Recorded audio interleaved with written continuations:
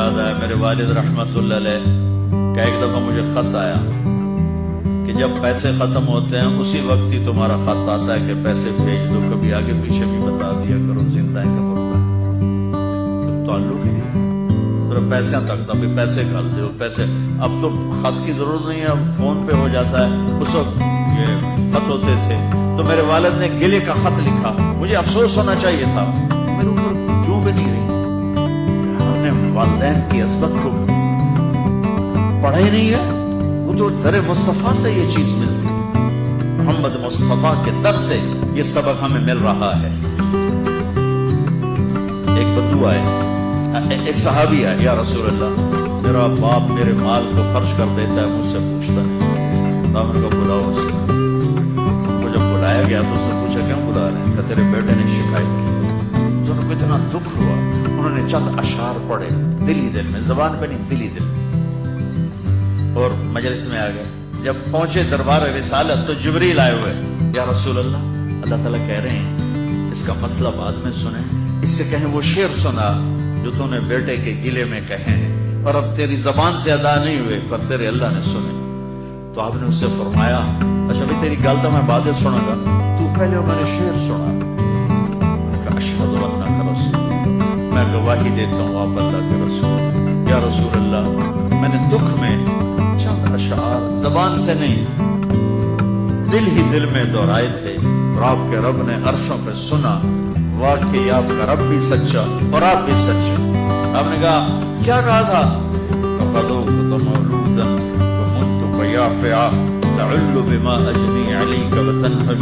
وَإِذَا زَاقَتْكَ بِالسَّقْمِ لَمْ أَبِدْ لِسَقْمِكَ إِلَّا سَاجِرًا أَتَمَلْمَلُ كأني أنا المتروك دونك بالذي تركت به عيني وعيني تحمل تخاف الردى نفسي عليك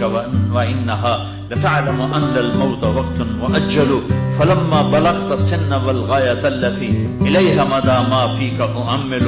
جعلت جزائي غلظة وفظاظة كأنك أنت المنعم المتفضل فإن لم ترع حق أبوبتي فعلت كما الجار المجاور يفعل۔ میرے نبی کے ٹپ ٹپ آنسو کہا میرے بیٹے جس دن تو پیدا ہوا ہم نے اس دن اپنی ذات کے لیے جینا چھوڑ دیا، ہم نے تیرے لیے زندگی کا سفر شروع کیا، تجھے ٹھنڈی چھاؤں میں بٹھانے کے لیے گرم ہواؤں سے لڑا، تمہیں ٹھنڈی ہواؤں سے بچانے کے لیے برفانی راتوں میں کام کیا، تیری ایک مسکراہٹ دیکھنے کے لیے ساری ساری رات تڑپا، ساری ساری رات اپنے آپ کو کوہلو کے بیل کی طرح اپنی ساری جوانی کا رس نچوڑ کے تیری ہڈیوں میں ڈال دیا۔ میں بوڑھا ہوتا گیا، تو پروان چڑھتا گیا، میری کمر جھک گئی، تیری کمر اٹھ گئی، میری ٹانگوں سے جان نکل گئی، تیری ٹانگیں مضبوط ہوئی، میرے ہاتھ کانپنے لگے، تیرے ہاتھ مضبوط ہوئے، میں لڑکھڑانے لگا، تو اترانے لگا، تو مجھے خیال آیا کہ جیسے میں اس کے لیے دھکے کھاتا تھا، اس کی زندگی کی دعائیں مانگتا تھا، اس کے لیے تڑپتا تھا، چلو آج میرا یہ سہارا بنے گا۔ لیکن جب تجھ میں جوانی کی لہر دوڑی اور مجھے بڑھاپے نے کھا لیا، جب جوانی میں تجھ میں رنگ بھرا اور بڑھاپے نے میرے رنگ چھین لیے، جب جوانی تجھے سیدھا کیا بڑھاپے نے مجھے ٹیڑھا کر دیا، کمر چکا دی تو ایک دم تو مجھے ایسے گھور کے دیکھنے لگا، تیری آنکھیں ماتھے پہ چڑھ گئیں اور تو مجھے یوں دیکھنے لگا جیسے میں نوکر ہوں تو باپ تو مالک۔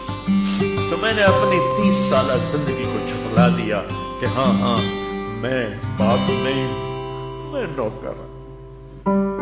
یہ میرا سردار ہے، اگر یہ بیٹا ہوتا تو یوں تو نہ کرتا، اس نے میری راتوں کے تڑپنے کو بھلایا، میرے گرمی سردی سے لڑنے کو بھلایا، کولو کے بیل کی طرح میرے چکر کاٹنے کو بھلایا، اپنی خوشیوں کو دفن کر دیا اپنے سینے میں، قبرستان بنا دیا اپنے سینے کو، اپنی خواہشات کا اور اپنی خوشیوں کا، اور آج تو مجھ سے ایسے بات کرتا ہے جیسے میں نوکر ہوں اور تو میرا آقا ہے۔ اچھا میرے بیٹے میں نوکر سے ہی تو سب پر میں تیرا پڑوسی تو بندہ پڑوسی سے پوچھ ہی لیتا ہے کیا حال ہے، کوئی ضرورت تو نہیں، اتنا ہی پوچھ لیتے۔ دیکھو میں آج رو رہا ہوں، بڑے دردناک اشعار ہیں، میری اردو میں اتنی وسعت نہیں ہے کہ میں ان اشعار کا درد سمجھ سکوں اردو کے الفاظ میں، لیکن اتنا بتاتا ہوں کہ میرے نبی روتے روتے ہچکی لگتی، اتنا رو۔ آپ نے اس بچے کے گریبان کو یہاں سے پکڑ کر دفع ہو جا، میری نظروں سے دور ہو جا، انت ومالک لابی، تیرا سب کچھ تیرے باپ کا ہے، یہی باپ آج تمہارے ہاتھوں ذلیل ہو رہے ہیں، یہی باپ آج تمہاری آنکھوں